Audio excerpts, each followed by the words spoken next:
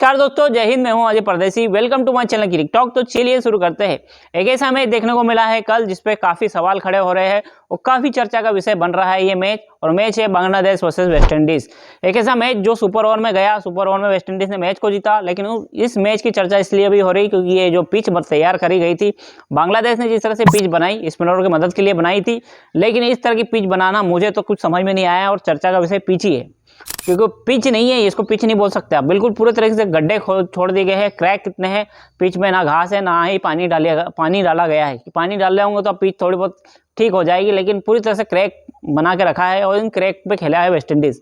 हालांकि बांग्लादेश इस पे खेलने का आदी है। बांग्लादेश को पता था, बांग्लादेश ने जैसे तैसे 214-13 रन बना दिए। बांग्लादेश के लिए 213-14 मतलब ये मान लो आप यहाँ 350 रन के बराबर है, क्योंकि पिच इस तरह की थी। और हुआ भी ऐसे ही। वेस्ट इंडीज के 7 विकेट 120 रन पे गिर गए।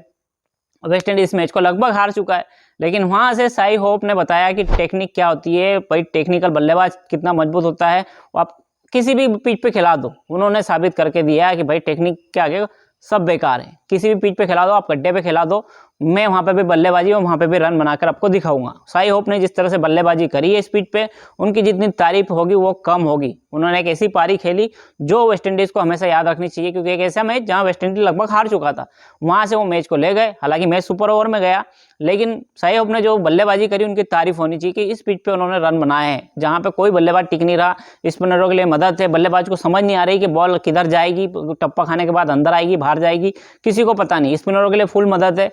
और स्पिनर, बांग्लादेश के स्पिनर जिनको अच्छी खासी स्पिन गेंदबाजी करते हैं, वहां पर बल्लेबाजी करना मेरे हिसाब से भाई शाई होप के लिए तो तारीफ के बनती है। जितनी कम करो उतनी कम होगी, किस तरह से उन्होंने बल्लेबाजी करी है। लेकिन पिच के अलावा ये मैच जिस तरह से चला है वो काफ़ी रोमांचक रहा कि मैच सुपर ओवर में गया।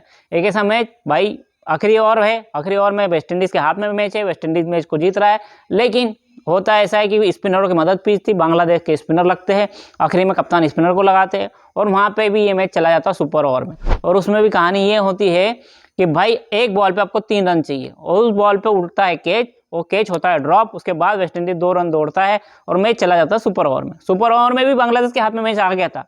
10 रन बनाए थे वेस्ट इंडीज ने, 11 रन बनाए थे, जिसमें से पहली बॉल और दूसरी बॉल तो नो बॉल हो गई, जिसके बाद आसानी से रन बनने थे। लेकिन भाई बांग्लादेश इस मैच को हार गया और वेस्ट इंडीज इस मैच को 1 रन से जीता है। तो वेस्ट इंडीज की तारीफ तो करनी पड़ेगी। उन्होंने जिस तरह से भाई इस पिच का यूज़ करा है, बांग्लादेश ने जो हालांकि अपने सपोर्ट के लिए बनाया था, लेकिन इस पिच को यूज़ करा है वेस्ट इंडीज ने। वेस्ट इंडीज ने 5 गेंदबाज यूज़ करे हैं, 5 स्पिनर है। फास्ट बॉलर को उन्होंने यूज़ ही नहीं करा है। आप देखोगे इस मैच में स्कोर कार्ड उठा के तो आपको समझ में आएगा कि वेस्ट इंडीज़ के 5 गेंदबाज जो नजर आएंगे आपको, 5 स्पिनर है। उन्होंने यूज़ ही नहीं करा इस फास्ट बॉलर को, और 5 में 50 ओवर डाले हैं और 5 में ही विकेट गिरे हैं। और 5 स्पिनर मतलब रिकॉर्ड है कि अब तक के 50 ओवर में ऐसा कोई मैच नहीं था जो 50 ओवर के आपको कोई एक फास्ट बॉलर ना हो। एक भी फास्ट बॉलर नहीं हो, 50 ओवर आपके 50 स्पिनर ही डाल गए। तो सोचो क्या मतलब किस तरह की पिच होगी और किस तरह से बांग्लादेश ने पिच को तैयार करा होगा। वेस्ट इंडीज़ की तारीफ होनी चाहिए, उन्होंने कंडीशनों को अपनाया, उन्होंने कंडीशनों को समझाया और मैच को जीता है। जितनी तारीफ की जाए कम होगी मेरे हिसाब से।